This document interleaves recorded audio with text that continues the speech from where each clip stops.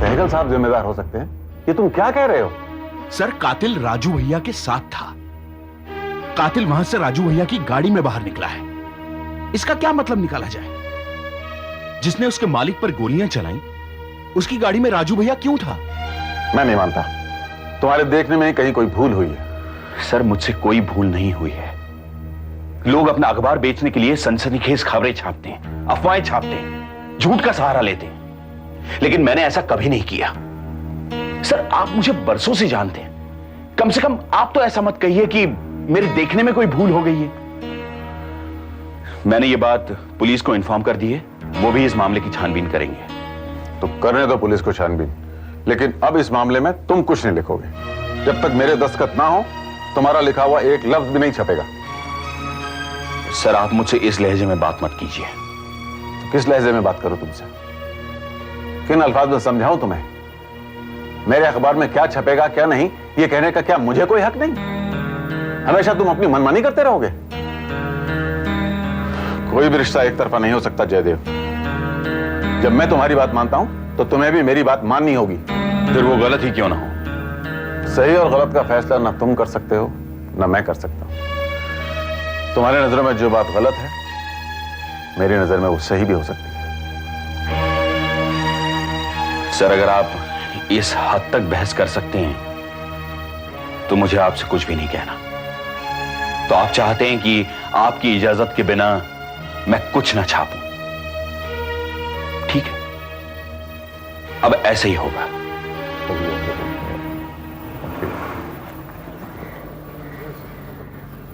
जाओ यहां से।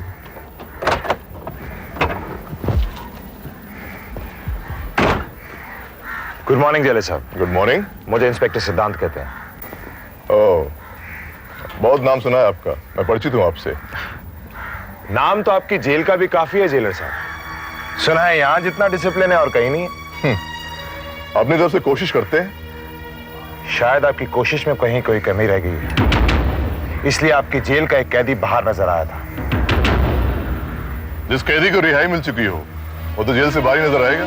उसे रिहाई तो मिली थी, लेकिन सिर्फ कुछ देर के लिए। वो इस वक्त फिर से आपकी जेल में बंद है। मैं बाबू रेशम की बात कर रहा हूं। ये आप क्या कह रहे हैं? ऐसा नहीं हो सकता। ऐसा नहीं होना चाहिए, लेकिन ऐसा ही हुआ है। सहगल साहब की प्रेस मीटिंग में बाबू रेशम मौजूद था। उसने वहां पे गोलियां चलाई, जिसके नतीजे सहगल साहब की वाइफ की डेथ हो गई। आप इसे लाभ झुटलाने की कोशिश करें, लेकिन हमारे पास गवाह मौजूद है जिसने बाबू रेशम को वहां पे देखा है। आप इतने यकीन से कह रहे हैं तो मैं आपको झुटलाऊंगा नहीं, लेकिन देखने और पहचानने में गलती भी तो हो सकती है। गलती किसकी है? बाबू रेशम को जेल से भगाने में किसका हाथ है? इसकी रिपोर्ट मुझे 24 घंटे के अंदर अंदर मिल जानी चाहिए। ये डीआईजी साहब के ऑर्डर्स हैं। और अगर अपनी रिपोर्ट गलत बनाई तो फिर इसकी छानबीन हमारा डिपार्टमेंट करेगा। 24 घंटे। Good bye.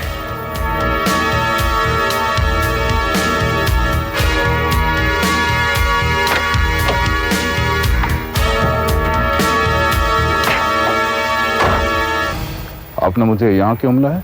जब जान पर बन गई तो बुलाना ही पड़ा। आपने मुझे विश्वास दिलाया था कि बाबू रेशम वाले मामले की किसी को कानो कान खबर नहीं होगी, तो फिर इंस्पेक्टर सिद्धांत को कैसे मालूम पड़ गया? वो मुझसे पूछताछ करने क्यों आया था? सिद्धांत सेंट्रल जेल आया था और धमकी दे गया है। वो ये जानना चाहता है कि बाबू रेशम जेल से बाहर कैसे आया। अगर मैंने 24 घंटे के अंदर इस मामले की छानबीन करके इसको रिपोर्ट नहीं दी तो फिर वो बाबू से पूछताछ करेगा। आप जाइए, ऐसा कुछ नहीं होगा। सिद्धांत पीछे पड़ गया और सच्चाई बाहर आ गई तो मैं तो नौकरी से निकाला जाऊंगा।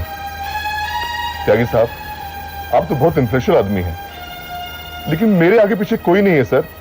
मेरा कोई माई बाप नहीं है। आप इतना क्यों बोले चले जा रहे हैं? मैंने कहा ना कि ऐसा कुछ नहीं होगा।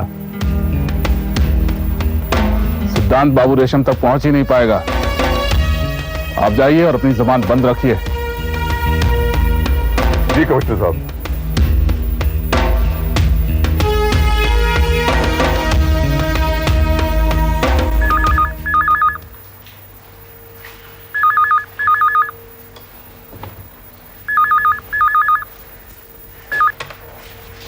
हेलो। ऐश्वर्या, मैं बोल रहा हूँ। हाँ जयदेव। ऐश्वर्या, मैं तुमसे मिलना चाह रहा हूँ। तुम्हारी मम्मी के साथ जो हादसा हुआ उसका मुझे बहुत अफसोस है। और मुझे इस बात का अफसोस है कि तुमने मेरे पापा के खिलाफ अपने अखबार में लिखा। मैं तुमसे मिलूंगा तो पूरी बात समझाऊंगा तुम्हें। हम बहुत मिल चुके जयदेव, अब मुझे तुमसे नहीं मिलना। तुम मेरे पापा से नफरत करते हो इसलिए हमेशा उनके खिलाफ अखबार में लिखते थे ना जयदेव? कम से कम इस बार तो नहीं लिखा होता। कम से कम इस बार तो हमें चोट नहीं पहुंचाई होती। ऐश्वर्या प्लीज मेरी बात सुनो। I am very hurt Jaidev, मुझे बहुत दुख है इस बात का। प्लीज अब मुझसे मिलने की कोशिश मत करो। बाय।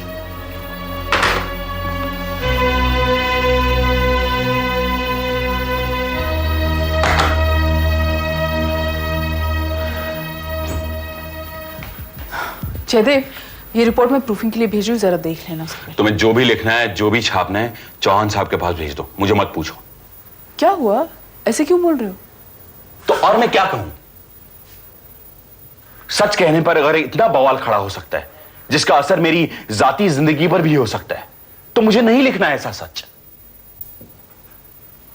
पहले चौहान साहब मुझसे खफा थे, अब ऐश्वर्या भी इसी बात पर मुझसे बहस कर रही थी।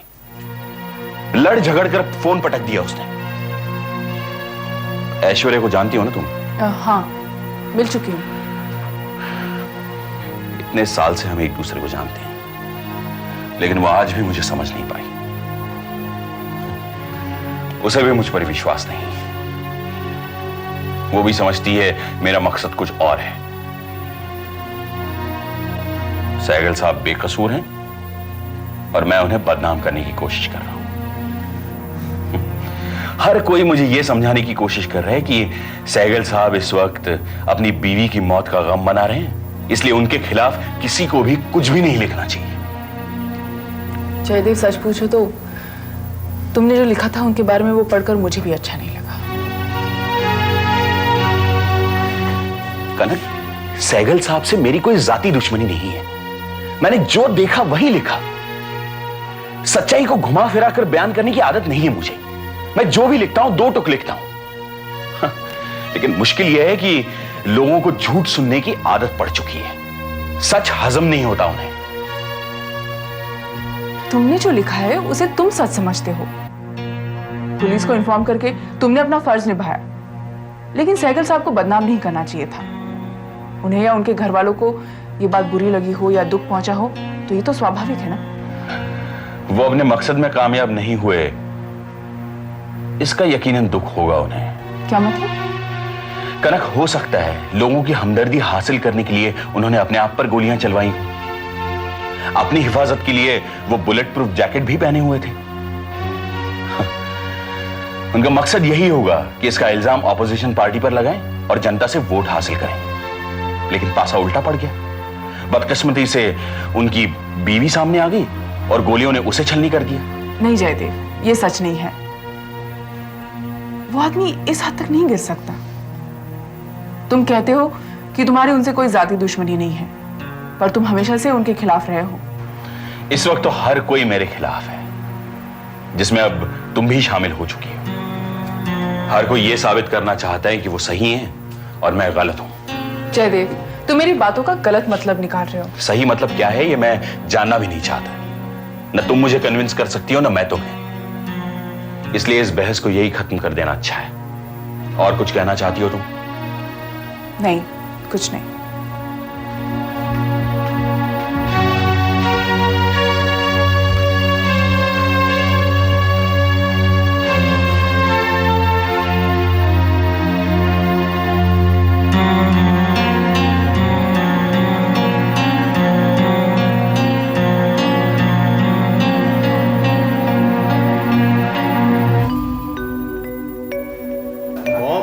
बिलीव नहीं करोगे, डैड आज डिस्को आए थे। आप डिस्को गए थे? ओह यस, अगली बार हम आपको भी लेकर चलेंगे। अच्छा बस बहुत चीजें हैं, बस। हमें आपकी बात पर बिल्कुल यकीन नहीं है। तब भी नहीं था और आज भी नहीं है। अगर नरेश की जमानत आज हो सकती थी तो तब क्यों नहीं? ऐसे कई अनगिनत सवाल हमारे दिमाग में हैं जिनका जवाब आप नहीं देना चाहते। एक तरफ तो आप भाभी जी से कहते हैं कि वो परेशान ना हो, और दूसरी ओर आप त्यागी साहब से कह रहे हैं कि वो उनकी जमानत रद्द कर दें। कैसे दोगले इंसान हैं आप? ऐसा नहीं हो सकता कि आप इस चुनाव को लड़ने से इनकार कर दें।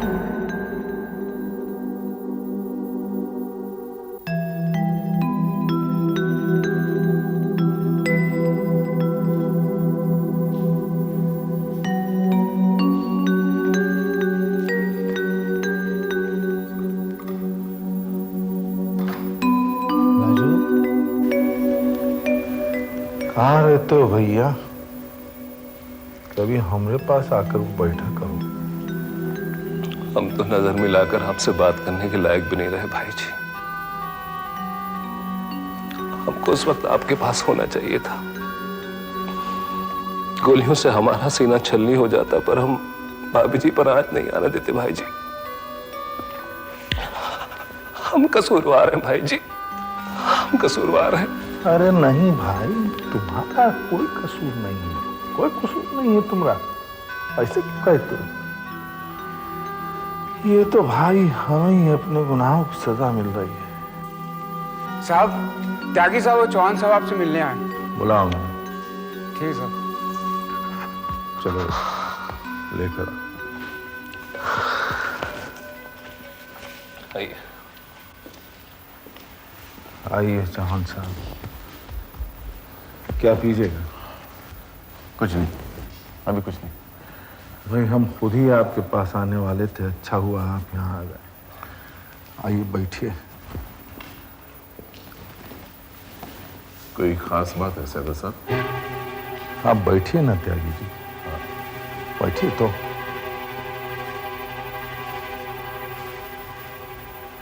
भाई अब जो हमारे लिए खास थी वो तो रही नहीं। अब हमारे लिए किसी बात की अहमियत है नहीं।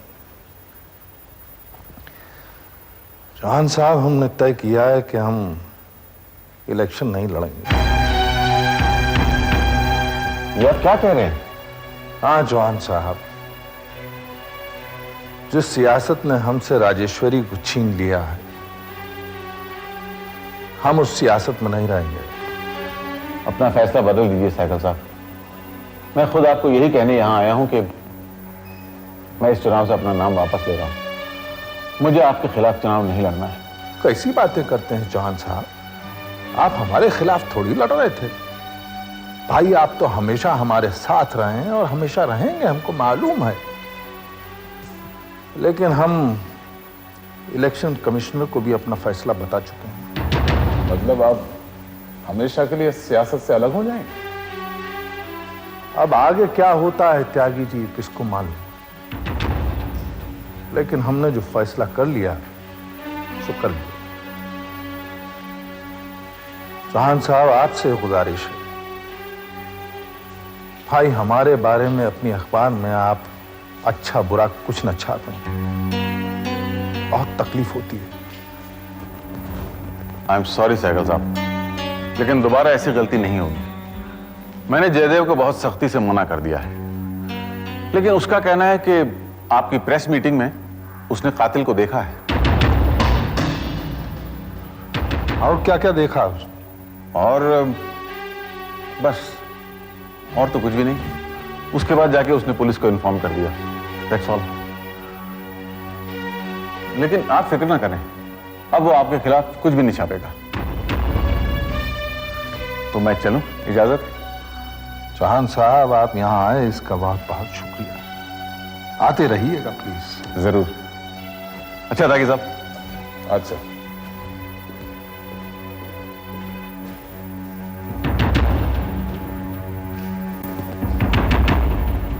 चौहान साहब कुछ कहते कहते रुक नहीं गए थे। जयदेव ने कुछ और तो नहीं बताया पुलिस को? सैगल साहब, पुलिस डिपार्टमेंट हमसे है, हमें कोई हाथ नहीं लगा सकता। सारे सबूत मिटा दिए जाएंगे। अब न जाने क्या क्या मिटाना होगा त्यागी जी। हमारा जी तो बहुत उचाट हो गया। बल्कि अब तो जीने की ख्वाहिश भी नहीं रही। दिल चाहता है कि हम अपने आप को कानून के हवाले कर दें और ये कबूल कर लें कि राजेश्वरी की मौत के जिम्मेदार हम हैं।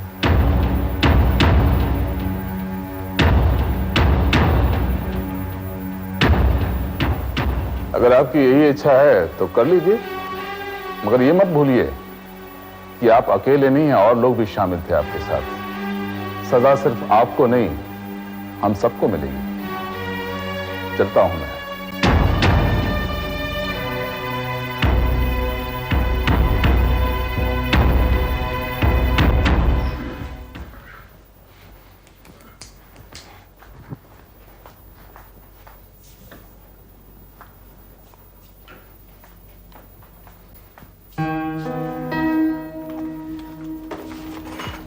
आज देर तक काम करोगे? हाँ। बहुत काम है? हाँ, बहुत काम है। मैं कुछ मदद करूं? नहीं, मैं कर लूंगा। 9 बज रहे हैं, अगर तुम घर जाना चाहती हो तो जा सकती हो। मैं भी वही कहने आई थी। 9 बज रहे हैं, सारा स्टाफ चला गया है, हम भी चले? मैंने कहा ना, मुझे देर रात तक रुकना पड़ेगा। मैं भी रुकती हूँ, इकट्ठे ही चलेंगे। तुम्हारी मर्जी।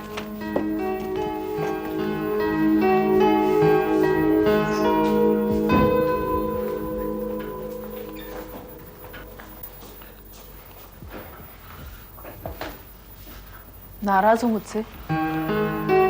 हाँ, नाराज हूं। आई एम सॉरी जयदेव, मुझे तुमसे बहस नहीं करनी चाहिए थी। हर इंसान का अपना अपना नजरिया होता है, सोचने का अलग ढंग होता है, उसे कोई नहीं बदल सकता। और किसी के बोलने से तुम बदल जाओ, ये तो नामुमकिन है। सही कहा ना मैंने? No comments. तुम सही हो या गलत, इसके बारे में मैं अपनी कोई राय नहीं दूंगा। तो तुम नाराज हो? नाराज ही रहोगे? जयदेव, तुम बहुत ही जिद्दी हो। अपनी बात पर अड़े रहते हो तो अड़े ही रहते हो। ये शिकायत तो मुझे भी है अपने आप से। मेरी सबसे बड़ी कमजोरी ये है कि मैं समझौता नहीं कर पाता। ये तुम्हारी कमजोरी नहीं, तुम्हारी ताकत है, और इसीलिए लोग तुम्हारी इज्जत करते हैं। और यही ताकत तुम्हें अपनी मंजिल तक ले जाएगी। और मंजिल तक पहुंचते पहुंचते उम्र बीत जाएगी। कभी कभी मैं सोचता हूं, वाकई मैं गलती तो नहीं कर रहा। मैं औरों की तरह समझौता क्यों नहीं कर सकता? सहगल साहब मेरे साथ मिलकर अखबार शुरू करना चाहते थे, पार्टनरशिप ऑफर की थी उन्होंने। तब मैंने उन्हें इनकार कर दिया। ऐश्वर्या के साथ मेरी शादी हो सकती थी, इसके बावजूद